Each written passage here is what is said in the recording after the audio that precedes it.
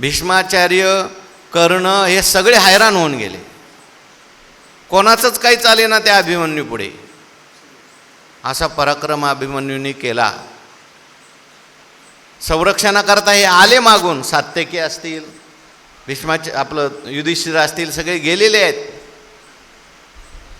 परंतु त्या ठिकाणी अभिमन्यू आतमध्ये गेल्यानंतर अभिमन्यू अनेक कौरव मारले असं वर्णन केलं आहे. शेवटी द्रोणाचार्यांचा नाईलाज झाला, कसं काय याला मारायचं.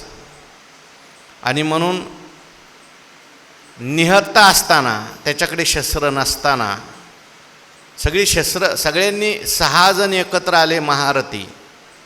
त्याच्यात द्रोणाचार्य आहेत, सगळे आहेत. आणि सगळ्यांनी त्याला घेरलं. घेरल्यानंतर पहिली सगळी त्याची शस्त्र पाडून टाकली, तोडून टाकली, रथ तोडला, शस्त्र तोडली. तरी तो आकाशात जाऊन एकटा गदा घेऊन लढायला लागला. कोण? एवढं लक्षात ठेवा. गदा घेऊन लढायला लागला. गदा घेऊन लढत असताना त्याची गदा तोडली, सर्व काही तोडलं, तरी सुद्धा तो खाली बसला नाही. कोवळा मुलगा आहे, हो, कुमार आहे अजून. पण त्याला अनितीने मारलं. दुःशासनाचा मुलगा जो आहे त्याने पाठीमागे येऊन त्याच्या डोक्यात गदा घातली. पराक्रमी होता, सौभद्रश्च महाबाहू म्हटलंय. आणखीन कोण आहेत? शंखान दद्मू पृथक पृथक, सगळ्यांनी काय वाजवलेत? शंख वाजवलेत. म्हणून याचं वर्णन केले. सुभद्रा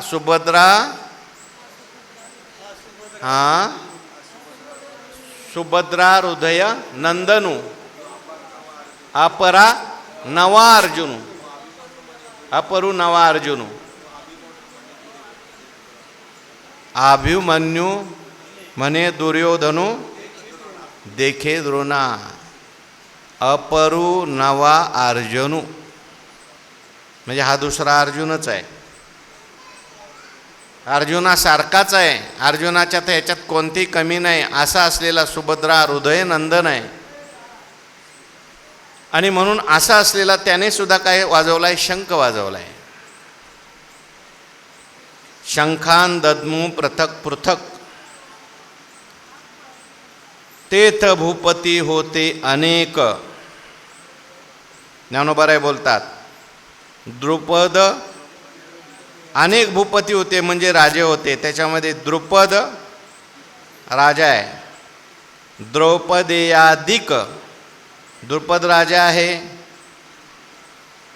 त्याच्यानंतर द्रौपदीची मुलं आहेत. नुसती द्रौपदीचीच मुलं आहेत का?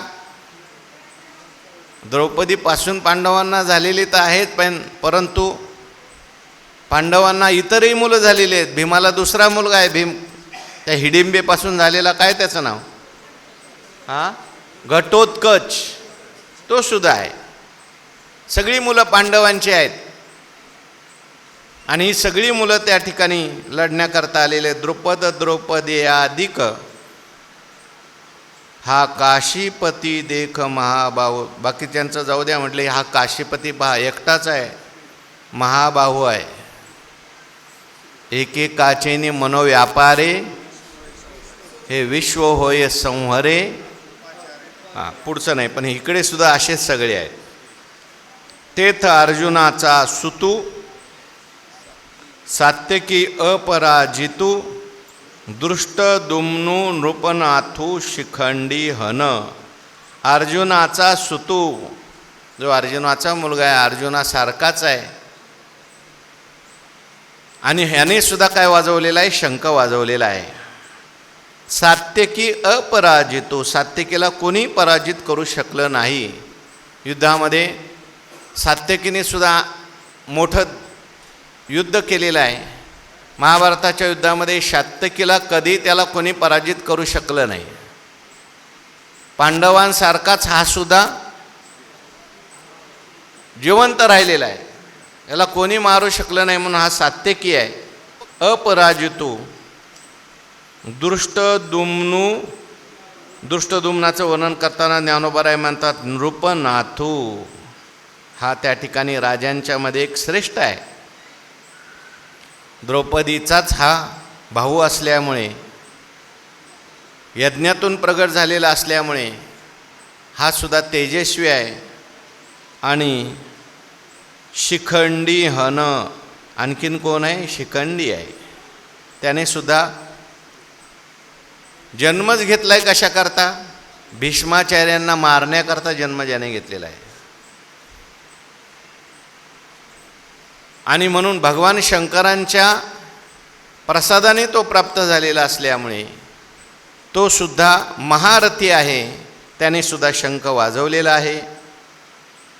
विराट आदी नृपवर जे सैनिक मुख्य वीर, तिही नाना शंख निरंतर आस्फुरिले. त्याच्यानंतर विराट आहे. विराटासारखे आणखीन कितीतरी राजे आहेत, जे सैनिक मुख्य वीर, सैनिकामध्ये मुख्य आहेत, वीर आहेत. तिही नाना शंख निरंतर, सगळे शंख वाजवू लागले, निरंतर वाजवू लागले. त्याने काय झालं? तेने महाघोष निर्धाते, शेषकूर्म अवचिते, गजबजोनी भूभाराते सांडू पाहते. किती मोठा घोष झाला. ज्ञानेश्वर महाराजांचा हा वर्णन करण्याची पद्धत अतिशयोक्ती अलंकार आहे, किंवा तशी परिस्थिती त्या प्रत्यक्ष ज्ञानोबाराय तिथे आहेतच भगवान श्रीकृष्णाच्या रूपाने. त्यामुळे ज्ञानोबाराय म्हणतात इतका मोठा घोष झाला, आणि त्या घोषामुळे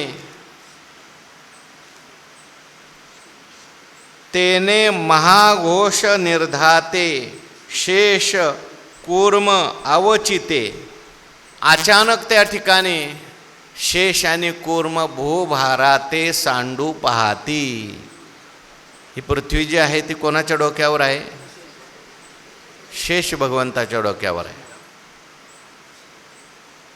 1000 फाने आहेत, फाना, आणि शेष भगवान त्या ठिकाणी या पृथ्वीचा सगळा भार त्यांच्या डोक्यावर आहे. तसंच समुद्रमंथनाच्या वेळेस तो जो काही पर्वत होता, मंदार पर्वत, तो खाली खाली जाऊ लागला म्हणून भगवंतांनी कूर्म अवतार धारण केला. तिथे एक भगवंताने आधार दिला पृथ्वीला. कोणता आधार आहे तो? कूर्म अवताराचा.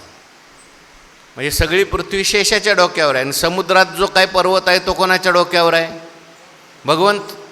भगवान कूर्म रूपाने आहेत. म्हणजे तिथे आधार दिलेला आहे कूर्म रूपाने. पण हा आवाज एवढा झाला शंखांचा, त्या शंखाच्या आवाजामुळे शेष आणि कूर्म ते त्या ठिकाणी घाबरून गेले.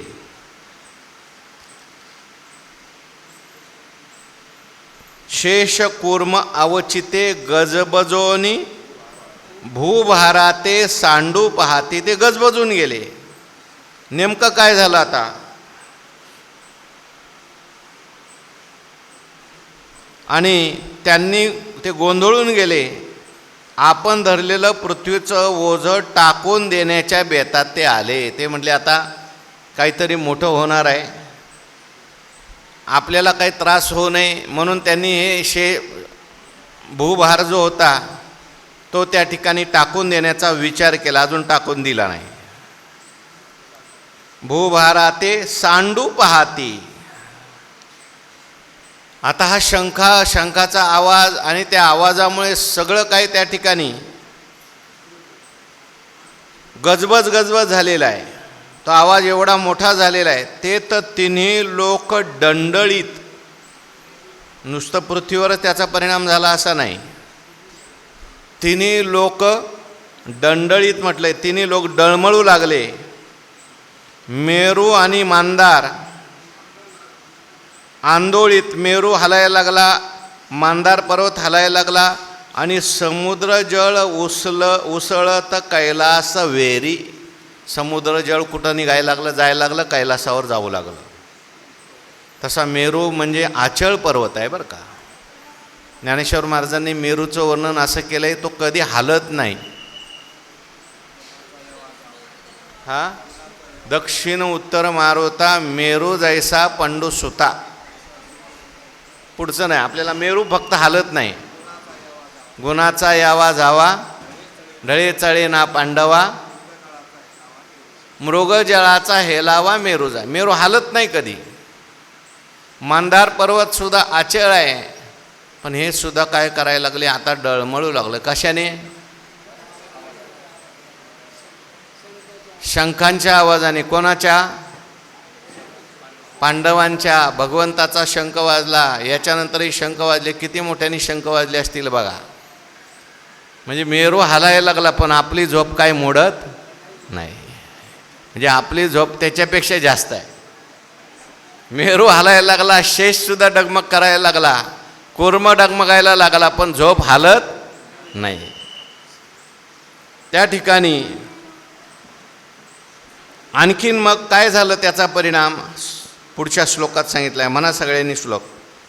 सघोषो धार्तराष्ट्राणां हृदयानि व्यदारयत् नभश्च पृथ्वींचैव तुमुलो व्यनुनादयन्. सहघोषो, किती मोठा घोष झाला. म्हणजे धार्तराष्ट्राणां हृदयानि व्यदारयत्. कोण सांगतंय? कोणाला सांगतोय? धृतराष्ट्राला सांगतोय. वास्तविक पाहता धृतराष्ट्राला सांगता सांगता संजयालाही भान राहिलं नाही. आता धृतराष्ट्राला आवडणारं वाक्य आहे काय? वर्णन कोणाचं चाललंय? पांडवांचं. पांडवांच्या शंखांचं वर्णन चाललंय. आणि पांडवांच्या शंखांचं वर्णन करता करता संजय महाराज तसं सांभाळून बोलतात. संजय महाराज विचार करून बोलतात. धृतराष्ट्राला त्या ठिकाणी राग येणार नाही याचाही विचार संजय महाराजांनी केला आहे. पण संतांचं वर्णन चाललं आहे, धर्माने वागणाऱ्या लोकांचं वर्णन चाललं आहे, देवाच्या पक्षातल्या लोकांचं वर्णन, भक्तांचं वर्णन करता करता संजय महाराज भान विसरून गेले. आणि विसरून जाऊन धृतराष्ट्राला म्हणायला लागले, एवढा घोष झाला महाराज. सघोषो धार्तराष्ट्राणां हृदयानि व्यदारयत्. अगदी धार्तराष्ट्र शब्द वापरलाय. तुझ्या मुलांचं म्हणले नाही. धार्तराष्ट्र म्हणजे धृतराष्ट्राचे जेवढे संबंधी असतील तेवढे. तुमची संबंधी जेवढी लोक असतील त्याच्यात पहिले कौरव. आणि या सगळ्यांच्या हृदयाला त्या ठिकाणी तो घोष जो आहे तो काय करू लागला? विदीर्ण करू लागला. त्यांची हृदय जी आहे ती फोडू लागला. ते थरथर कापू लागले सगळे. हृदयानी व्यदारयत. आणखीन काय झालं म्हटले? नभश्च पृथ्वींच एव. आणि नभ म्हणजे आकाश, पृथ्वींच एव पृथ्वी, तुमुलो व्यनुनादयन.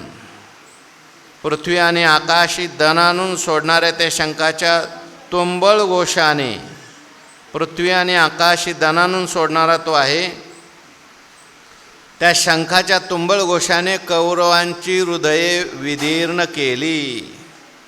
तो घोष आहे. नभश्च पृथ्वींचैव तुमुलो व्यनुनादयन. म्हणजे भयंकर असलेला तो घोष.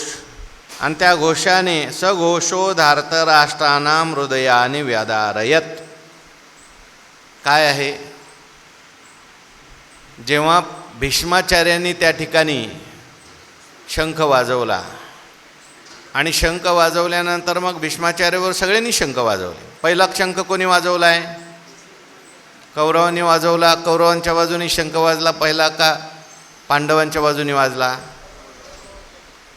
शंख करणारी लोक कोण असतात? दुर्जन असतात का सज्जन असतात? पहिलं भांडण कोण काढतं?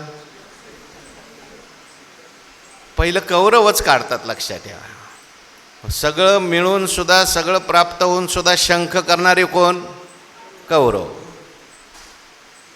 पांडवांनी त्या ठिकाणी प्रयत्न केला संधी करायचा. आम्हाला नको युद्ध, आम्हाला नको भांडण, आम्हाला नको संघर्ष, म्हणून सज्जन माणसं गप्प बसतात. पण दुर्जन माणसं मात्र ऐकत नाहीत. शेवटी सज्जनाला युद्धात उतरावं लागतं. तरीसुद्धा सज्जन माणसं म्हणतात, जाऊ द्या, अजून बघू, आपण कुरुक्षेत्रात आलो आहे, थांबू. पण तरी यांनी शंख वाजवला. त्यांनी शंख वाजवल्यानंतर पांडवां सैन्यावर काय परिणाम झाला का? नाही वाजवलं, नाही झाला. काय परिणामाचं वर्णन संजयाने केलं नाही का? जो धर्मशील पुरुष असतो, जो भगवान परमात्म्याचा आश्रय केलेला पुरुष असतो, यांनी सगळ्यांनी कोणाचा आश्रय केलेला आहे? देवाचा आश्रय केला आहे. म्हणून हे घाबरले नाही. तुम्ही शंख करा, नाही तर वाद्य वाजवा, आम्हाला काही नाही, आम्हाला भीती नाही, आम्हा हरीच्या दासा काही का? देव उभा मागे पुढे उगवी कोडे संकट. पण यांनी शंख वाजवल्यानंतर मात्र तिकडं काय झालं? जो अधार्मिक मनुष्य असतो, जो पापी मनुष्य असतो, जो दुराचारी मनुष्य असतो, तो मात्र त्या ठिकाणी घाबरत असतो. आणि म्हणून संजय महाराज म्हणतात, हे सगळे धार्तराष्ट्र आहेत. धार्तराष्ट्र म्हणजे धृतम राष्ट्रम अन्यायेन सह धृतराष्ट्र, आणि त्याची सगळी मुलं आहेत ती धार्तराष्ट्र. ज्याने अन्यायाने राज्य बळकवलंय, ज्याने अन्यायाने दुसऱ्याला त्रास दिलाय, असे सगळे जे असते ते सगळे घाबरलेले येतात. का? देवानी शंख वाजवला, भक्तांनी शंख वाजवला, आता आपलं काही खरं नाही. म्हणून पापी सर्वत्र पापम आशंकते. पापी मनुष्याला लवकर भीती वाटते, दुर्जन माणसाला लवकर भीती वाटते. म्हणून हे सगळे घाबरलेले आहेत. आणि त्या शंखाचा परिणाम काय झालेला आहे? सघोषो धार्तराष्ट्राणां हृदयानि व्यदारयत. थरथर कापू लागले, हृदय त्यांची सगळी काय होऊ लागली? विदीर्ण झाली. आणि नुसतीच त्यांची हृदय विदीर्ण झाली नाही, नभश्च पृथ्वींचैव, आकाश आणि पृथ्वी तो दुमदुम करू लागला. तो कोण? घोष. काय झालं त्याने? ज्ञानोबाराय काय लिहितात बघा, वाचा पुढची होई. पृथ्वी तळ उलथो पाहात. पृथ्वी जी आहे ती काय झाली? उलथू लागली. पृथ्वी म्हणजे काही सामान्य आहे का हो? काही झालं तरी पृथ्वी हालत नाही. अचळ असलेली पृथ्वी आहे, स्थिर असलेली पृथ्वी आहे. पण या नादच एवढा झाला की घोषच एवढा झाला, त्या नुसता शंखच वाजलाय. अजून युद्ध व्हायचं आहे, अजून धनुष्याला बाण लावायचेत, पण नुसत्या शंखानेच काय झालं? पृथ्वी तळ उलथो पाहात, आकाश असे आसुडत. आकाशाला हिसके बसू लागल्यामुळे काय झालं? नक्षत्राचा सडाच होतो की काय असं वाटू लागलं. हे नक्षत्र तुटून पडतात की काय असं वाटू लागलं. तेथं सडा होत नक्षत्रांचा. आकाशात काय आहेत? नक्षत्र आहेत. पृथ्वी हळू लागली, डळमळ करू लागली, आणि आकाशाला हिसके बसू लागले. हे ज्ञानेश्वर महाराजांचा अलंकार आहे, अतिशयोक्ती अलंकार. आकाशाला कशी काय हिसके बसतील? आकाश तर पोकळी आहे, पण आकाशामध्ये ह्या पोकळीला सुद्धा हलवायला लागलं. म्हणजे पृथ्वी तर हल्लीच, पण ते ब्रह्मांड सगळं हलू लागलं. आणि त्यामुळे ब्रह्मांडात आकाशात त्या पोकळीत असलेली जी नक्षत्र आहेत ती सुद्धा हलू लागली, आणि ते खाली तुटून पडतात. आणि त्याचा खाली सडा पडतोय की काय? जसा खाली फुलांचा सडा पडतो, फळांचा पडतो, तसे आकाशातली सगळी नक्षत्र खाली पडतात की काय असं वाटायला लागलं. कोणाला? अहो देवांना वाटायला लागलं. सगळ्या लोकांना असं वाटू लागलं. आणि सगळे त्या ठिकाणी बोलू लागले. काय बोलू लागले? सृष्टी गेली रे गेली, देवा मोकळवादी जाहली, ऐशी एक टाळी पिटली. तिन्ही लोकात हाहाकार झाला. आणि सृष्टी गेली रे गेली, देवांना निराधार स्थिती आली, अशी ब्रह्मलोकामध्ये एकच ओरड झाली. ब्रह्मलोकामध्ये, सत्यलोकामध्ये सगळे देव असतील, सत्यलोकातले लोक असतील, त्या ठिकाणी ते आरडाओरडा करू लागले. ब्रह्मदेव सुद्धा म्हटले, अजून तर मी प्रलय काळ केला नाही. आणि ब्रह्मदेवाचं आसनसुद्धा हलायला लागलं. म्हटले आता बहुतेक सृष्टी गेली रे गेली, सृष्टी आता जाते. आणि देवा मोकळवादी झाले. आपण सुद्धा काय झालो, आता या सृष्टीवर सगळे देव आहेत.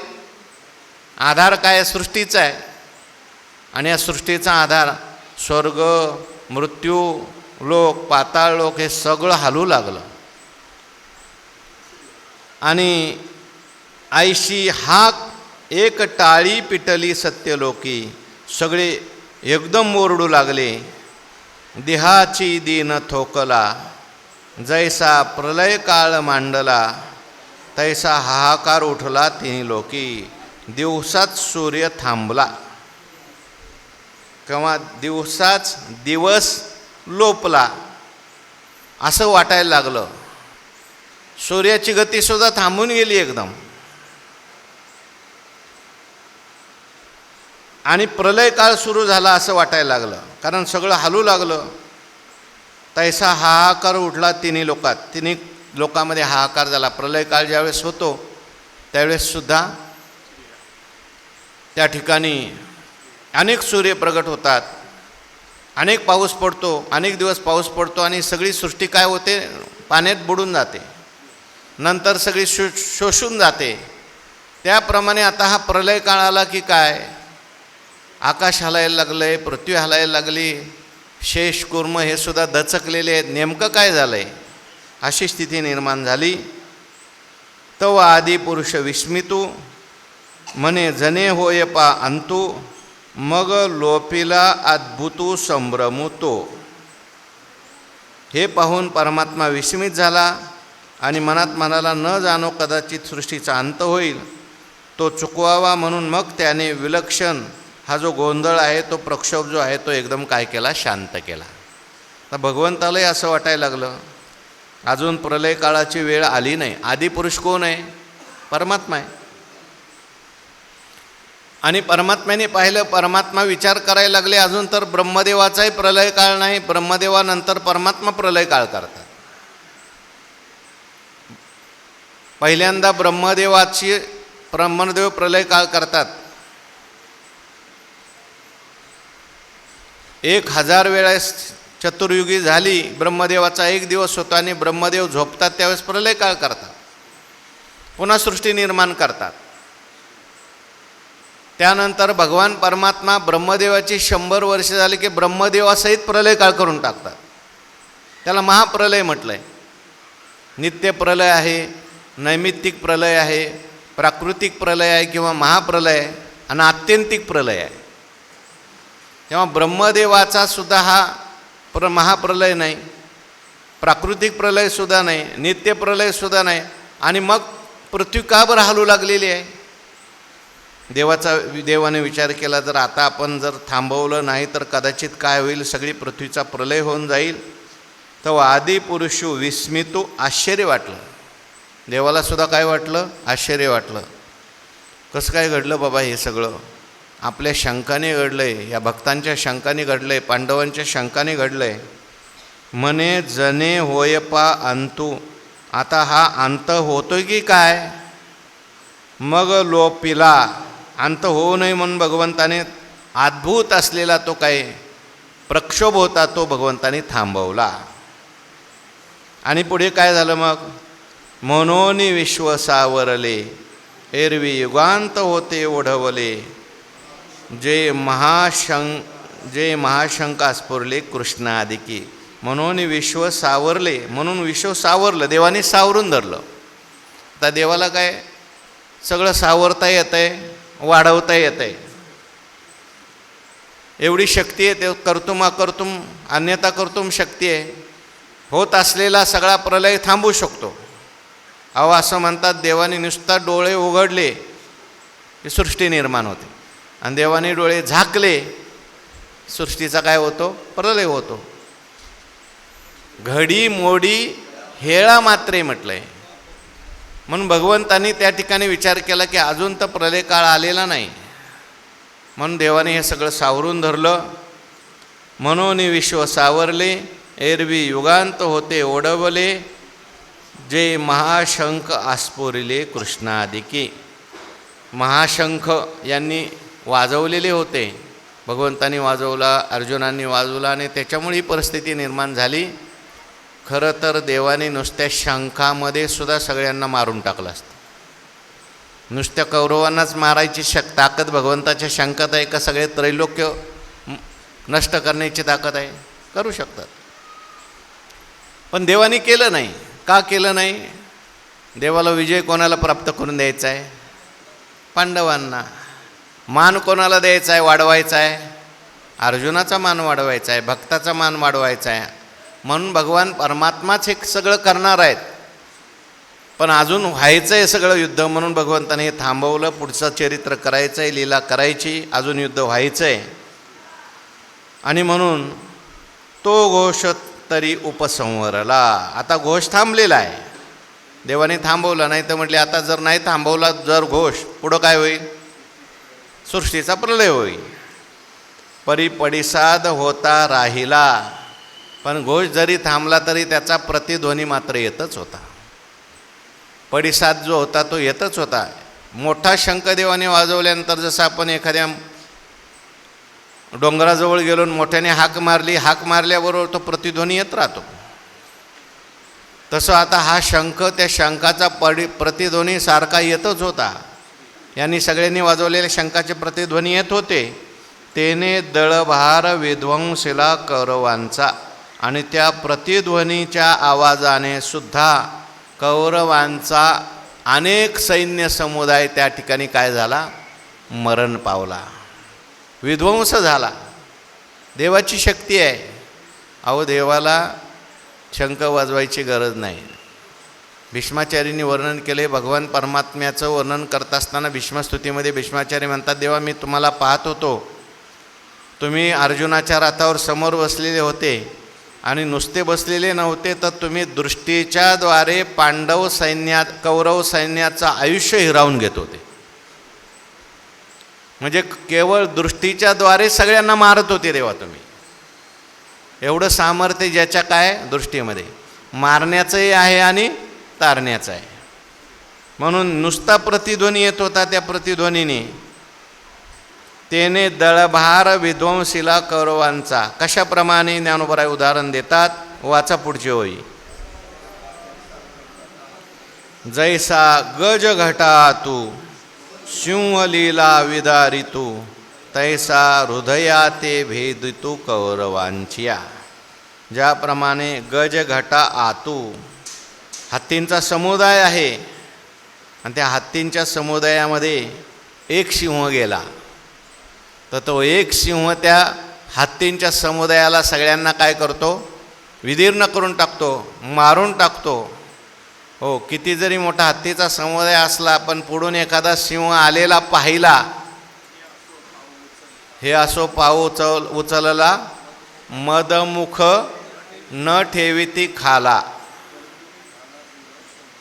हो, म्हणजे सिंह ज्याप्रमाणे हत्तीचे समुदायसुद्धा विदीर्ण करून टाकतो, त्यांचा नाश करतो, तसा हा जो पांडवांचा किंवा भगवान श्रीकृष्ण परमात्म्याचा जो शंखध्वनी आहे, लीला म्हणजे सहज, विदारितू तैसा हृदयाते भेदतू कौरवांचिया.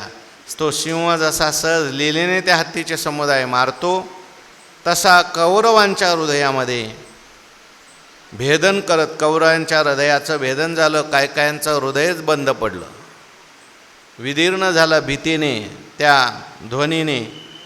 तो गाजत जव ऐकती, तो उभेची हिये घालिती, एकमेका ते म्हणती सावध रे सावध. आणि तो आवाज ऐकल्यानंतर